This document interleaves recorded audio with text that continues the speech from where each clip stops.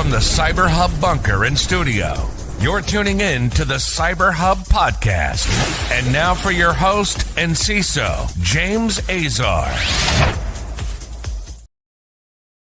Good morning, security gang. Happy Wednesday and welcome to another episode of the CyberHub Podcast. Packed show for all y'all this morning. We're going to get right into it.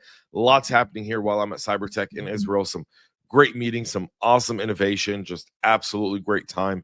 I've ran into so many great people, and I'll post those pictures and everything on our Saturday article this week. So Saturday article this week will be long. We'll have multiple aspects to it. So make sure you subscribe to cyberhubpodcast.com. That's right in front of you. That's the homepage. This was an article I wrote 2 Saturdays ago, because last Saturday I didn't put out an article because I was traveling to Israel. This Saturday, I'll have a great article for all of y'all. So go check that out. All right. Packed show today. Let's get into the morning news. But before we do, if you've got an espresso this morning, join me for a coffee cup cheers. Coffee cup cheers. And let's have a great show and a great week in cyber. Google late last night rushed out a patch for a sandbox escape in its flagship Chrome browsers after Kaspersky researchers caught a professional hacking operation launching a drive-by download exploit. CVE has already been assigned. That's CVE 2025-2783. That CVE was chained with a second exploit for remote code execution in what looks like a nation-state sponsored cyber espionage campaign that was targeting organizations within Russia. Kaspersky said it detected a series of infections triggered by phishing emails. In the middle of March, they traced the incident to a zero-day that was fired when victims simply clicked on the booby-trapped website from a Chrome browser. The Russian anti-malware vendor Kaspersky said victims merely had to click on a personalized, short-lived link, and their systems were compromised when the malicious website was opened in Chrome. Kaspersky said its exploit detection tools picked up on the zero-day, and after reverse engineering the code, the team reported the bug to Google and coordinated the fix release on Tuesday. The cyber espionage campaign, dubbed Operation Forum Troll, targeted Russian organizations, including media outlets, educational institutions, and even some government agencies. So now this has been patched up.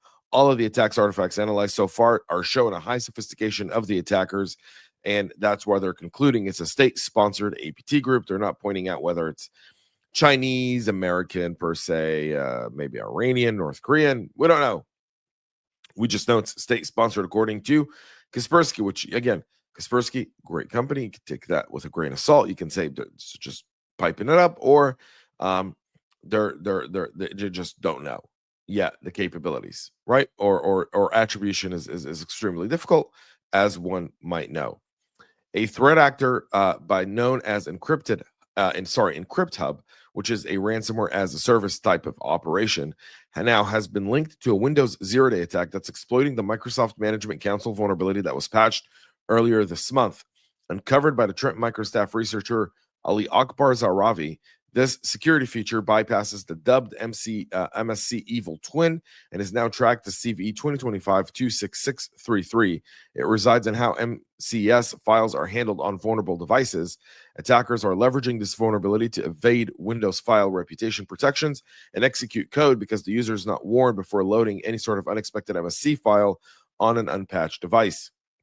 In the attacks spotted before researchers started reporting the flaw to Microsoft, EncryptHub used CVE 2025-26633 zero-day exploits to execute the malicious code and exfiltrate data from compromised systems.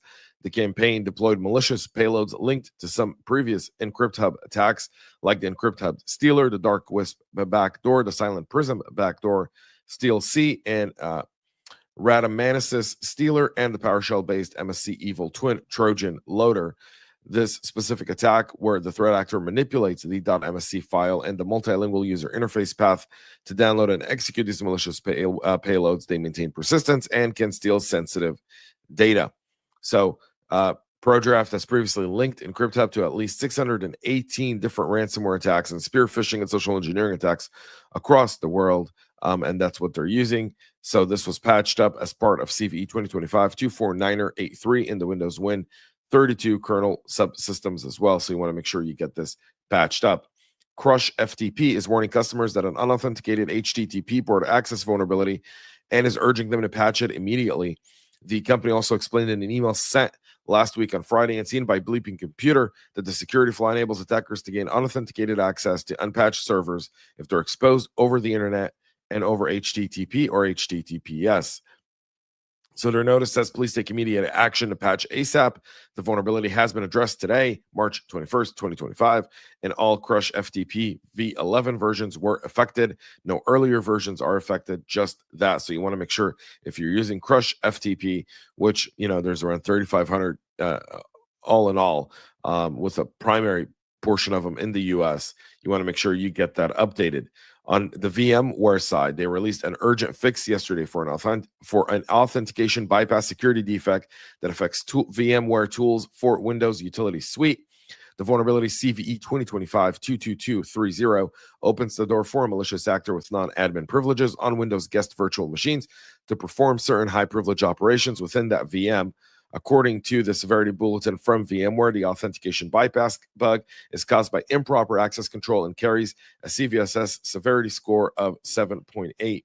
The company is crediting the discovery of the bug to a researcher at Positive Technologies based out of Russia, and noted the patches have been fitted into the VMware tools for Windows v12.5.1. So get that there as well. A new phishing campaign that's targeting Counter-Strike 2 players. So if you know anyone like that, you want to make sure they know this. It's utilizing a browser in the browser type of attack that displays a realistic Windows, mimicking Steam's login page. The attackers then impersonated the Ukrainian esport team Navi to bait devoted fans to add legitimacy to the phishing page by using a recognizable brand. The campaign uses the browser in the browser phishing technique that was created by cybersecurity researcher Mr. Docs back in 2022. The phishing framework allows threat actors to create realistic looking pop-up windows with custom address URLs and titles within another browser window. Basically, the technique creates fake browser windows within real browser windows to create login pages and other realistic forms to steal credentials and one-time MFA passcodes. Threat actors adopted browser-into-browser attacks last year for some large-scale attacks, trying to steal Steam accounts of users there as well. In the campaign observed by Silent Push, threat actors were using YouTube videos and potentially other promotion channels to take prospective victims to phishing sites. These sites all use the same IP address, indicating it's a single attacker or group doing it, like this right here. The malicious websites promising the CS2 in-game items are right here, and I'll have those at cyberhubpodcast.com after the show if you're listening. To claim the gift, users are told to log into their Steam account using what appears to be a Steam login pop-up. However, the pop-up window isn't actually real. It's a browser in the browser type of attack where they're stealing those credentials and then logging in there. So despite its age, Counter-Strike 2, very still popular game, especially in the esports community, and threat actors have been taking advantage of some renowned teams and pro-level competitions to phish those accounts as well. So something to keep in mind here as an attack vector. Malaysia's prime minister says the country rejected a $10 million ransom demand after an airport outage at the country's Kuala Lumpur International Airport this weekend was attributed to a cyber attack, according to the country's cybersecurity agency and aviation authority. The disruptions began on March 23rd, and a comprehensive investigation was launched almost immediately to assess the nature and extent of the incident.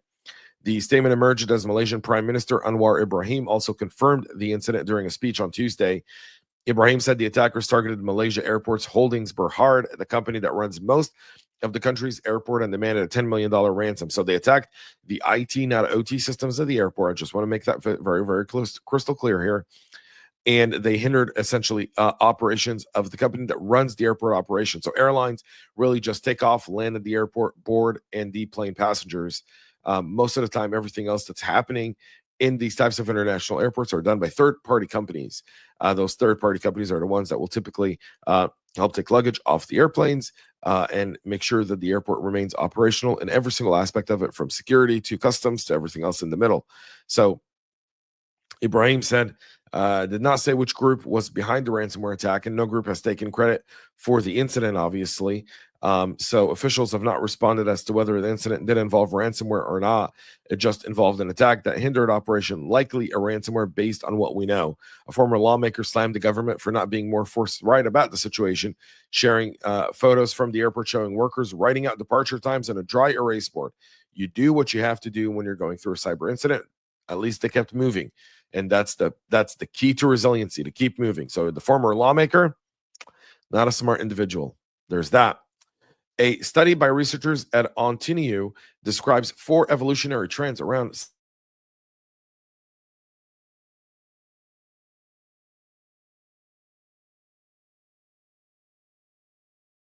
and the continuing evolution of ransomware.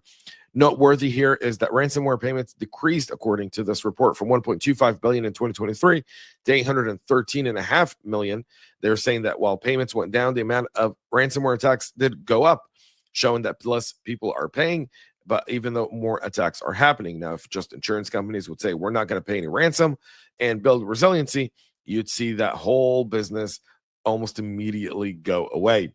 Malware delivery via the browser is a trend also noted by Manello Security.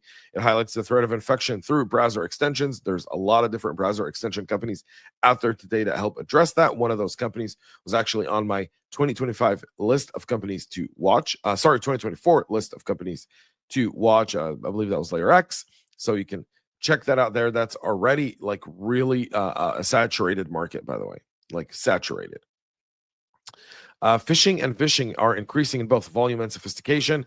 This has been expected once criminals learn to understand the use of Gen AI, which is almost tailor-made for some social engineering. It's very, very true. So phishing attacks are also becoming more prevalent. They've grown by over 1,600%. Phishing bypasses the automated security filters that email phishing needs to navigate and have been given a huge boost by AI. Again, voice cloning technologies, deep fakes, all of that there are increasing it. Increasing attacks against IoT and OT are primarily because they're traditionally less well defended than pure IT devices and because of their potential to both ransomware and outside of Stuxnet, which had a physical delivery aspect to OT devices, very rarely have OT ever been hit by malware. Say that very rarely, because if it hasn't been made really, really public.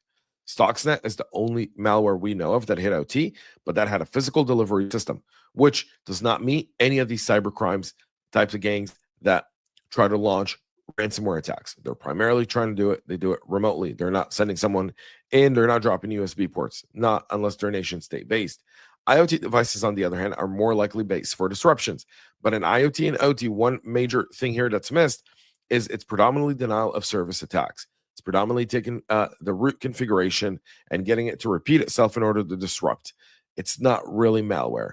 It's not really that. So just putting that there. They do talk about the often lag and patching in OT, and there's absolutely a lot of that.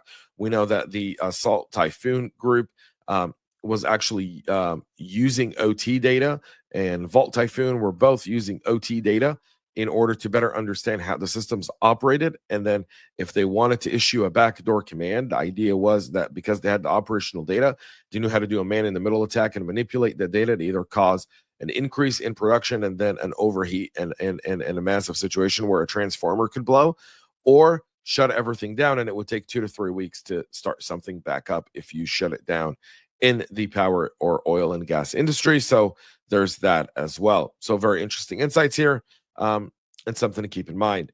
Cyber Command is official, is now Trump's choice, President Trump's choice for the Pentagon policy job. President Trump has selected a cyber policy veteran to serve as the Pentagon's next top digital security official. The notice posted on Monday of this week shows that the president has nominated Catherine Sutton, who serves as the chief technology advisor to the commander and director of Pentagon operations at U.S. Cyber Command, to be the assistant secretary of defense for cyber policy. She served in a number of roles for the Senate Armed Services Committees, including the GOP staff leader for the Cybersecurity Subcommittee under Senator Mike Rounds. Sutton would also be the second Senate-confirmed person at the helm of the office. Ashley Manning, who was the organization's principal deputy, has filled the role in an acting capacity since the change in administration. Michael Sullemeyer held the job before during President Biden's tenure. The post was created in 2023's Defense Policy Bill following years of congressional irritation that the Department of Defense lacked a civilian leader who's accountable for digital security policy. That's now there. So Cyber Command 2.0 going through some modernization and someone in the helm there. This position does not require Senate confirmation. So the nomination is official, and Ms. Sutton will be starting her role in just a few days. That's it for our show this morning. We'll be back tomorrow to wrap up. I'm traveling back, so the show will be pre-recorded pretty late for tomorrow, and then unfortunately I'll be airborne when the show airs, But I look forward to seeing all your great comments and feedback. And then we'll be back again live in the studio next week, Monday, 9 a.m. Eastern, live with all the latest and greatest. Until then, have a great rest of your day, y'all. And most importantly, stay cyber safe. We love feedback, so make sure to connect with us on social media and subscribe to our podcast on your favorite podcast listening platform.